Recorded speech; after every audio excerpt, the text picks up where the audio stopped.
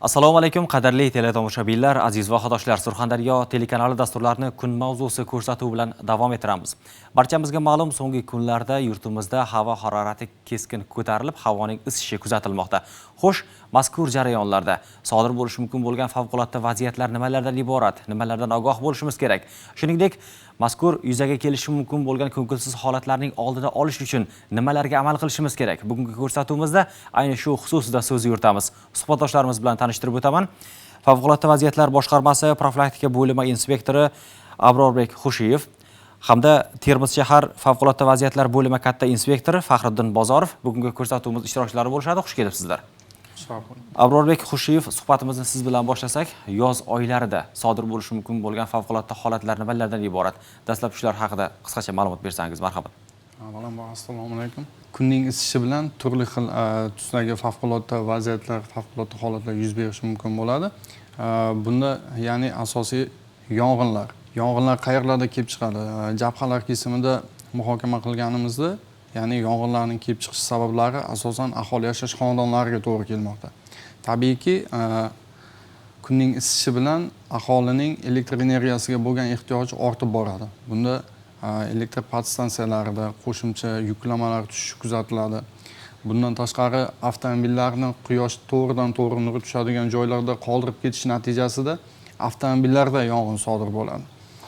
Bu bilan bir qatorda yuqorida aytganimizdek, kunning isishida insonlarni, ya'ni salqin joylarga bo'lgan ehtiyoji ortib boradi. Bunda ham cho'kish bilan bog'liq bo'lgan holatlar sodir bo'lishi mumkin. Kelib chiqishi mumkin bo'lgan yong'inlarni asosan oldini olish uchun fuqarolar uyda maishiy texnikalardan foydalanadi. Bunda asosan hozir sovutish moslamalari, ya'ni sovutish moslamalariga bo'lgan talab ortib boradi. Bunda qo'shimcha yuklama sifatida maishiy texnikalarni tarmoqqa ulab qarovsiz qoldirib ketishi natijasida ko'plab yong'inlar sodir bo'lishi kutilmoqda. Bundan tashqari obyektlarda o'rnatilgan quyosh panellari, ya'ni quyosh panellari bilamizki to'g'ridan to'g'ri quyosh nuri tushadigan joylarda bo'ladi. Bunda asosan quyosh panellaridagi uskunalar, bundan tashqari elektr sim kabellari qarshiligi yuqori bo'lmagan, ya'ni talab darajasida bo'lmagan elektr kabellarini ulash natijasida ham hozirda quyosh panellarida yong'inlar sodir bo'lmoqda. Bu ham bir kunning anomal isishi bilan bog'liq bo'lgan holat. Bundan tashqari yana tavsiya berib o'tgan bo'lardim, avtomobillarga yoqilg'i quyish shoxobchalari. Ya'ni bilamizki, avtomobillarga yoqilg'i quyish shoxobchalarida ehtiyoj juda ham katta. Bu holatda asosan kunning issiq davrida, ya'ni kunduzgi soat 11:00 dan kech soat 17:00 ga qadar avtomobillarga yoqilg'i quyish shoxobchalarida quyib olish, to'kish, yoqilg'i moy mahsulotlaridan foydalanish, texnik xizmat ko'rsatish bu jarayonlarni taqiqlab turish maqsadga muvofiq bo'ladi. Ya'ni aynan kunning mana shu qismida havo harorati eng yuqori bo'ladi. Bu fuqarolarga ham tavsiya qilgan bo'lardim. Bu vaqtda iloji boricha endi zarur ish bo'lmaydigan bo'lsa, iloji boricha uydan chiqmaslik. Ya'ni quyosh nuri tushadigan joylarga qolib ketmaslik. Bundan tashqari ham avtomobillarni soyroq joylarga qo'yib, ichida tez yonuvchi yoki quyosh nurini to'g'ridan to'g'ri o'tkazib beruvchi asboblar, anjomlardan foydalanmaslik. Ya'ni nima? Bizda hozir mashinalar ichida gazi bo'lgan vositalar, bundan tashqari idishlarda suv qoldirib ketmaslik, quyosh nuri to'g'ridan tushadigan joyda. Bularda ham avtomobillarda yong'in kelib chiqishiga sabab bo'lishi mumkin. Rahmat ma'lumotlaringiz uchun. Faxriddin Bozorov, suhbatimizni siz bilan davom ettirsak, bilamizki, yoz mavsumi boshlanishi bilan daryo o'zanlarida, ko'llarda kishilarning, bolalarning cho'milish holatlari va buning natijasida turli ko'ngilsiz holatlarning kelib chiqishi ham bor gap. Xo'sh, mazkur jarayonlarda fuqarolar nimalarga e'tibor qaratish kerak? Buning kelib chiqish sabablari nimalardan iborat va qaysi joylarda cho'milish mumkin va qaysi joylarda cho'milish mumkin emas? Shular haqidagi ma'lumotlarni bizga taqdim qilsangiz, marhamat. Assalomu alaykum avvalambor. Yoz mavsumi kelgani sababli fuqarolarimiz tomonidan aynan Surxondaryo viloyatida joylashgan turli xildagi kanal, ariqlarda, daryolarda cho'milish holatlari kuzatiladi. Vaqt soatidan oldin olish maqsadida Termiz shahar favqulodda vaziyatlar bo'limi xodimlari tomonidan turli xildagi profilaktik targ'ibot tashviqot ishlari amalga oshirilmoqda. Xususan ruxsat etilmagan joylarda cho'milish insonning hayotiga katta xavf tug'diradi. Uning oqibatida turli xildagi baxtsiz hodisalar sodir bo'lishi mumkin. Aynan ruxsat etilgan joylarda cho'milayotgan taqdirda ham o'sha cho'milayotgan joyning chuqurligi, shu o'zanda yoki shu ma'lum bir hajmda chuqurligi va suvni oqish tezligiga e'tibor berish kerak. Cho'milish mavsumida yolg'iz fuqaroni o'zi cho'milish ham baxtsiz hodisalar keltirib chiqarish mumkin. Bundan tashqari shu Termiz shahar favqulodda vaziyatlar bo'limi xodimlari tomonidan turli xilda profilaktik targ'ibot tashviqot ishlari amalga oshirilmoqda. Aynan shu daryolarda, ruxsat etilmagan joylarda cho'milish holatlari kuzatilmasligi uchun u yerda maxsus hamkor tashkilotlar bilan birgalikda navbatchilik jadval tashkil qilingan. Maqsad fuqarolarimizni xavfsizligini ta'minlash. Statistik ma'lumotlarga keladigan bo'lsak, Termiz shahar va Termiz tumani hududida oqib o'tuvchi Surxondaryosiga keladigan bo'lsak, o'tgan yili ham aynan shu baxtsiz hodisalar oldini olish maqsadida profilaktik targ'ibot tashviqot ishlari amalga oshirilganiga qaramay, Surxondaryo viloyati favqulodda vaziyatlar boshqarmasi navbatchi dispetcherlik xizmatiga xabar kelib tushgan. 2 nafar fuqaro cho'kish holati bilan kuzatilgan. Aynan shu 2026-yil miqyosida ham Termiz shahar favqulodda vaziyatlar bo'limi xodimlari tomonidan profilaktik targ'ibot tashviqot ishlari amalga oshirilmoqda. Hozirgi kunda baxtsiz hodisalar sodir bo'lgani yo'q. Rahmat bo'lmasin ham.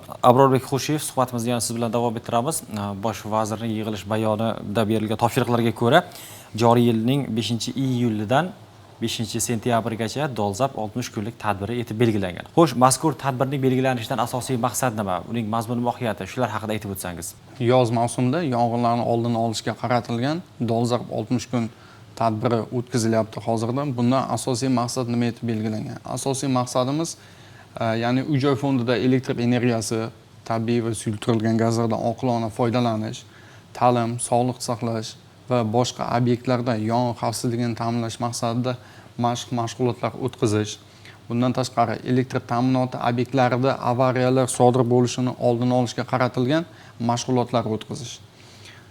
Bozorlar, savdo obyektlari hamda odamlar ko'p yig'iladigan joylarda yong'in xavfsizligini ta'minlash. Asosan bilamizki, bozorlarda, insonlar ko'p yig'iladigan obyektlarda, savdo komplekslarida, ko'ngilochar maskanlarda aholilardan ham ko'proq bo'lgan elektr ta'minotiga bo'lgan ehtiyoj juda ham ko'p bo'ladi. Ayniqsa hozirda bozorlarda odamlar gavjum.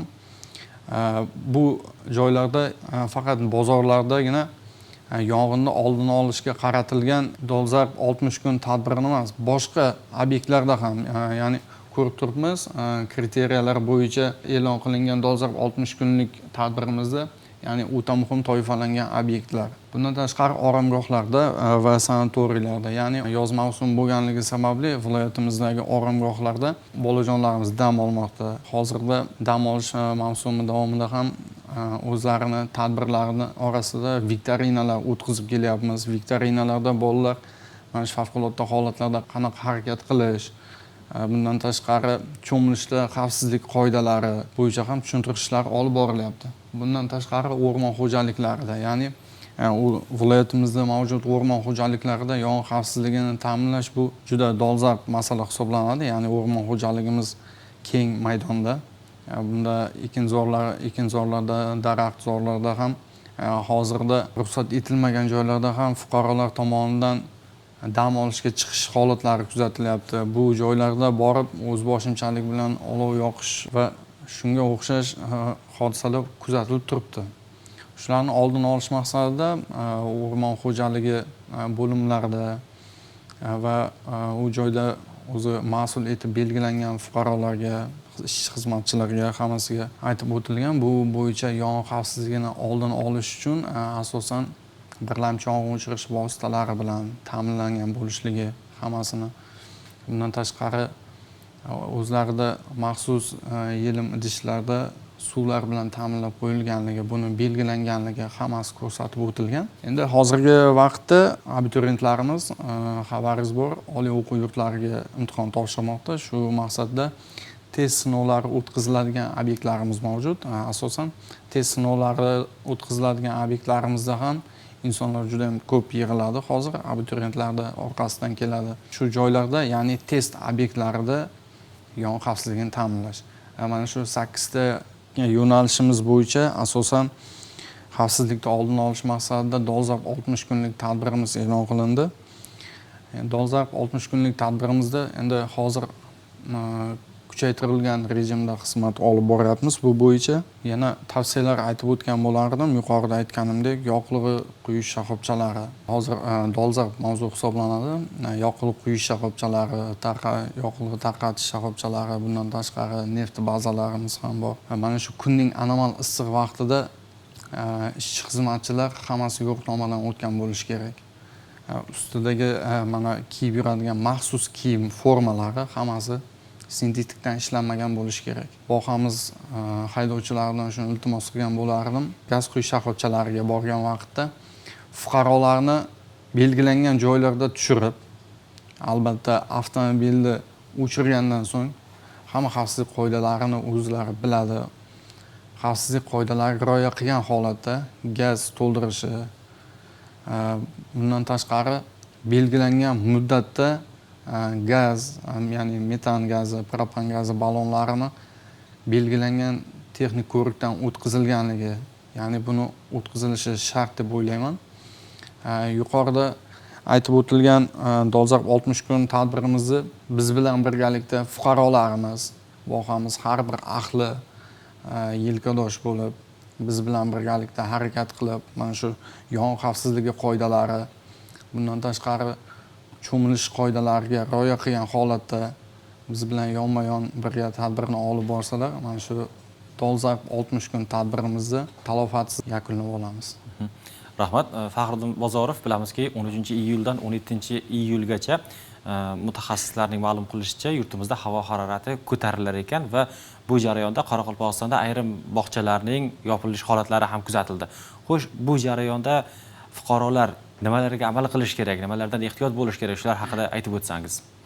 To'g'ri ta'kidlab o'tyapsiz. Aynan shu yoz mavsumining issiq kelishi natijasida mana shu 13-yildan 17-yil kuniga qadar anomal issiq yurtimiz bo'ylab kirib kelyapti. Issiq havoni kirib kelish natijasida fuqarolarimizga quyidagi tavsiyalar berib o'tamiz. Aynan shu boya ham kasbni ta'kidlab o'tib ketgandan so'ng 10:00dan 17:00gacha imkon agar ehtiyoj sezilmasa quyosh tik tushadigan joylarga chiqmaslik, salqin joylarda o'zini xavfsizligini ta'minlab turish, undan tashqari shu maxsus oq yoki shunga o'xshagan kiyimlarni kiyish tavsiya etiladi. Undan tashqari ko'proq suyuqlik ichish tavsiya etiladi. Ya'ni undan tashqari shu yosh bolalar, keksalarni, surunkali kasalliklar bo'lgan insonlarni imkon qadar shu salqinroq joyda saqlash tavsiya etiladi. Undan tashqari elektr qurilmalari, gaz plitalaridan, gaz uskunalaridan foydalanayotganda xavfsizlik qoidalariga rioya qilish talab etiladi. Ota-onalarimizdan iltimos qilgan bo'lardik. Tush vaqtida bolalar o'z boshimchalik bilan belgilanmagan joylarga cho'milishga ketib qolishadi-da. Bunda ota-onalar nazoratga olsa mana shu holatni juda ham maqbul bo'lgan bo'lardi. Sababi cho'kish bilan bog'liq bo'lgan ko'ngilsiz hodisalar shuni oldini olgan bo'lardik. Agar ota-onalarimiz o'z farzandlarini qarovsiz qoldirmasdan mana shu belgilangan joylarga cho'milmasliklarini ta'minlab bersalar, juda katta yordam qilgan bo'lardi. Tavsiya sifatida shuni aytib o'tishim joizki, hozirda dolzarb 60 kunlik tadbirimiz davomida butun viloyatimizda targ'ibot va tashviqot ishlari olib borilmoqda. Elektron tablolarda yoritilyapti bizni targ'ibot ishlarimiz. Bundan tashqari insonlar ko'p yig'iladigan joylarda, bozorlarda, ko'ngilochar maskanlarda, savdo obyektlarida barchasida hozirda dolzarb 60 kunlik tadbirga bag'ishlangan videoroliklar namoyish etilmoqda. Maqsadimiz ham fuqarolarning xavfsizligi hisoblanadi. Shu targ'ibot ishlarini doimiy ravishda kuzatib borayotgan fuqarolarimizdan belgilangan masalalarga amal qilgan holatda bundan tashqari ham doimiy ravishda o'zlarini xavfsizligini, mol-mulkini asrash uchun yong'in xavfsizligi talablariga doimo qat'iy rioya qilishlarini so'rab qolgan bo'lardim. Rahmat ma'lumotlaringiz uchun. O'zi ko'ngilsiz holatlar qachon yuzaga keladi, sodir bo'ladi? Qachonki beparvolik bo'lsa yoki ehtiyotsizlik natijasida yuzaga keladi. Shunday ekan, ota-onalar farzandlariga e'tiborli bo'lsa yoki uyda sovutish tizimlaridan yoki texnika vositalaridan foydalanayotganda e'tiborli bo'lsagina ko'ngilsiz holatlarning oldi olinishi mumkin. Ko'rsatuvimizning maqsadi ham teletomoshabinlarimizni ogohlikka chaqirish, bu boradagi bilimlarni oshirishdan iborat edi. Mazkur ma'lumotlarni bizga taqdim qilganligingiz uchun, savollarimizga javoblaringiz uchun sizlarga minnatdorchilik bildiramiz. Qadrli teletomoshabinlar, shu bilan biz uchun ajratilgan vaqt o'z nihoyasiga yetdi. E'tiboringiz uchun rahmat. Xayr, salomat bo'ling.